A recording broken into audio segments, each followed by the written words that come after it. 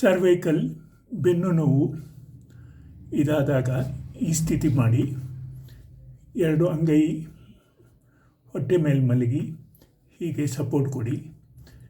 ಕೆಳಗಡೆ ಹಿಂದುಗಡೆ ಕಾಲು ಮಡಚಿ ಸೀದಾ ಮಾಡಿ. ಒಂದು 100 ಸತಿ ಮಾಡಿ.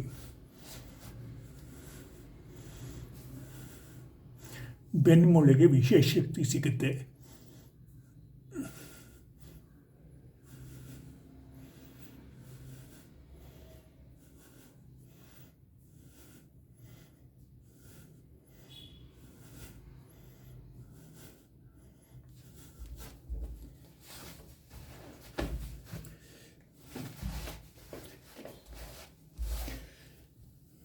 ಬೆನ್ನುಮೂಳೆ 33 ರಿಂಗ್ಗಳಿಂದಾಗಿದೆ.